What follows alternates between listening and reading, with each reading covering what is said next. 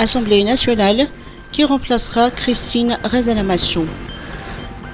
La déchéance de Christine Razanamassou de son mandat de députée ouvre la vacance de la présidence de l'Assemblée nationale qui remplacera Christine Razanamassou. Au cours d'un entretien accordé à MATV concernant la désignation du président intérimaire, le secrétaire général de l'Assemblée nationale, Kalvarandi Fanzaj, précise que selon l'article 17 du règlement intérieur de l'Assemblée nationale, la vacance de la présidence, comme c'est le cas actuellement, donne droit à la désignation d'un vice-président qui assure l'intérim.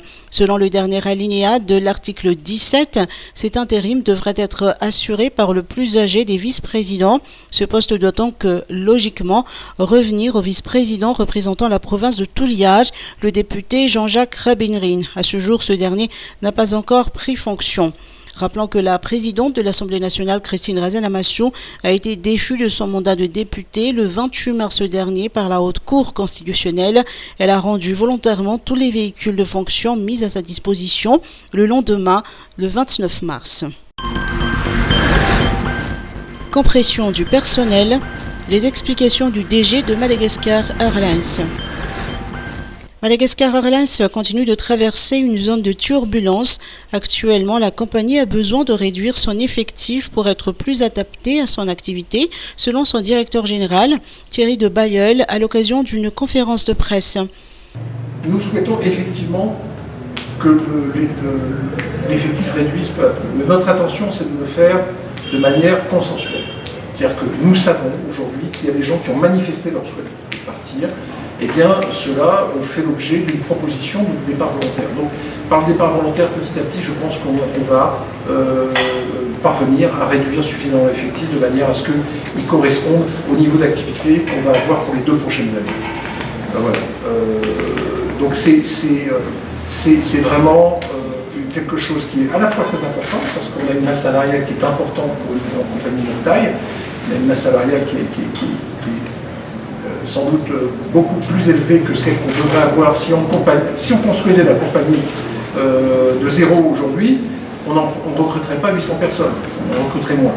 Donc maintenant, ces gens-là sont là depuis des années, donc ça n'est pas dans notre style de prendre des décisions radicales, nous allons faire les choses de manière la plus consensuelle et la plus humaine possible.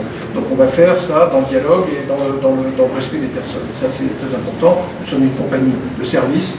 Une compagnie de service doit, à mon sens, non seulement respecter les clients, mais respecter tout le monde, y compris ses salariés. Sinon, il donne un mauvais client, en général un mauvais service au client. Donc il faut essayer de garder un certain niveau de motivation, même si l'entreprise sort de 20 ans d'histoire compliquée et que voilà, certains de nos salariés ont été marqués par ces 20 dernières années. Il faut le respecter aussi, même si aujourd'hui, je veux dire, l'entreprise a besoin effectivement de tendre vers un effectif qui soit plus adapté à son activité. Néanmoins, les employés de la compagnie ont fait part de leur inquiétude face à une telle situation. Bilan du week-end pascal, 11 détrousseurs et 3 cambrioleurs appréhendés à Nalamingue. Selon le rapport de la direction de la sécurité publique de la région Nalamingue, 11 détrousseurs et 3 cambrioleurs ont été arrêtés durant le week-end pascal. Ces individus ont été interpellés dans les quartiers de Sabout-Namien, d'Aboud-Souch, d'Amboud-Flow et de Biorisk. Cette année, la sécurisation des fêtes pascales coïncide avec l'opération SARC de la police nationale, lancée le 27 mars dernier. Cette opération devrait durer 15 jours sur l'ensemble du territoire. Elle consiste à lutter contre les flux, la consommation et les trafics de drogue et à lutter contre toute forme de violence et de criminalité.